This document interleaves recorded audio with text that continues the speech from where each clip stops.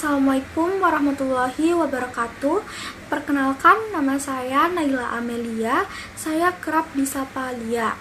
Saya berasal dari kelas H dengan NIM 4524091057. Tujuan saya membuat video ini untuk memenuhi tugas saya di mata kuliah Psikologi Umum dengan dosen pengampu Pak Rahmat S. Bintang, SPSI, MPSI.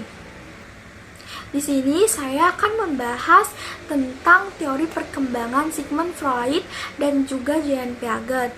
Pada tahap pertama ada tahap oral yang terjadi pada umur 0 bulan sampai dengan 8 bulan. Pada tahap ini kenikmatan bayi berfokus kepada mulut, bibir, dan juga lidah. Aktivitasnya adalah menghisap, menggigit, dan juga mengunyah. Dan pada tahap ini bayi memiliki hubungan yang erat dengan ibunya. Lalu tahap kedua ada tahap anal yang terjadi pada umur 18 bulan sampai dengan 3 tahun. Pada tahap ini, anak melakukan toilet training, belajar untuk membuang air kecil dan juga besar dengan benar di toilet tanpa menggunakan popok lagi. Lalu anak-anak belajar mengendalikan fungsi tubuhnya. Lalu anak-anak juga mengembangkan rasa penguasaan dan juga kemandiriannya.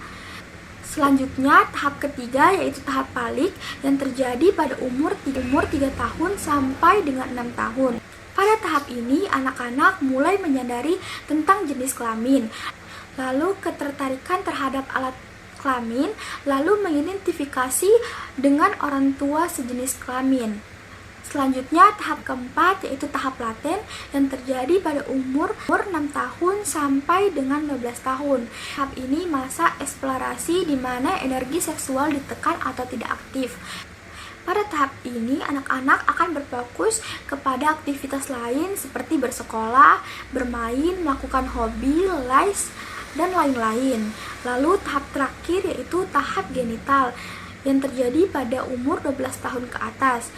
Pada tahap ini terjadi kebangkitan seksual yaitu pubertas. Lalu anak-anak mengembangkan superego untuk membantu menyeimbangkan pikiran dan juga tubuhnya. Lalu mereka membentuk agensi mental dasar seperti rasa terhadap orang lain, rasa moralitas umum, dan juga rasa ketertarikan kepada lawan jenisnya. 5 tahap yang saya sebutkan tadi adalah teori perkembangan menurut Sigmund Freud. Nah, selanjutnya saya akan membahas tentang teori perkembangan Jean Piaget. Teori perkembangan Jean Piaget terbagi menjadi 4. Yang pertama ada tahap sensori motorin yang terjadi pada umur 0 bulan sampai dengan 2 tahun. Pada tahap ini anak-anak memahami dunia melalui sensasi dan juga gerakan. Lalu anak-anak akan mencoba bereksperimen dengan kemampuan motoriknya, misalnya membangun dan membongkar kembali mainan balok. Dan anak-anak juga belajar tentang sebab akibat, yaitu tindakan yang mereka lakukan pasti memiliki konsekuensinya. Lalu tahap kedua ada tahap pra-operasional yang terjadi pada umur 2 tahun sampai dengan 7 tahun. Pada tahap ini anak-anak mulai mengembangkan kemampuan berbicara dan juga berimajinasi, tapi belum bisa menggunakan logikanya. Lalu tahap yang ketiga itu ada tahap operasional konkret yang terjadi pada umur 7 tahun sampai dengan 11 tahun. Pada tahap ini anak-anak sudah bisa menggunakan logikanya. Lalu anak-anak sudah dapat memahami prinsip-prinsip sebab akibat, ukuran, dan juga jarak. Anak-anak mulai mengerti terhadap faktor eksternal dan memikirkan perasaan orang lain dan juga dapat berpikir secara logis. Nah, lalu pada tahap terakhir yaitu tahap operasional formal yang terjadi pada umur 11 tahun ke atas. Pada tahap ini anak-anak sudah bisa menggunakan logika untuk menyelesaikan masalah, lalu bisa merencanakan sesuatu, berpikir kreatif, dan memikirkan pengalaman konkret secara lebih abstrak, idealis, dan logis. Selanjutnya, saya akan membahas persamaan dan perbedaan dari kedua teori ini.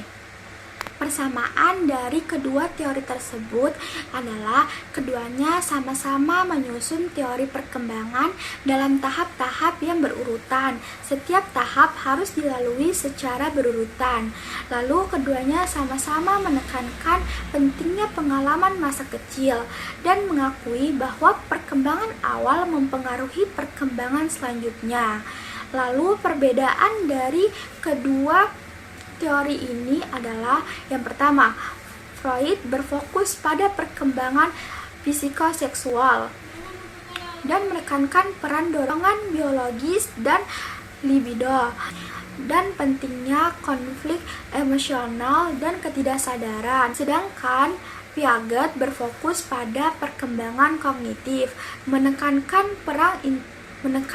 peran interaksi dengan lingkungan, pentingnya pemikiran logis dan pemahaman.